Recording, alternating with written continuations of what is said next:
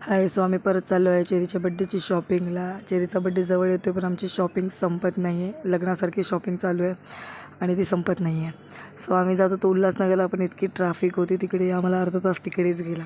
त्यानंतर गजानन मार्केटला गेलो. तुम्ही बघू शकता किती क्राऊड आहे, कारण ईद आणि जयंती जवळपासच आहेत. सो खूप क्राऊड होता. चेरी तर नुसता क्राऊड बघतो आहे, बिकॉज त्याने पहिल्यांदा इतकी माणसं बघितली असतील.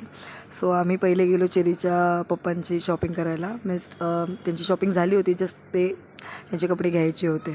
सो ते जे आत्तू फॅशन डिझायनर आहे तो सगळं ती सिलेक्ट करते आमचं.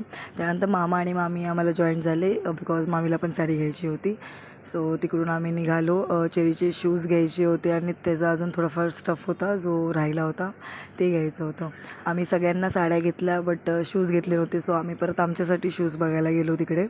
पण आम्हाला एकही आवडले नाही आहे. अजिबात चांगलं कलेक्शन नव्हतं तिकडे आणि खूप मार्केट फिरलो तरी नाही.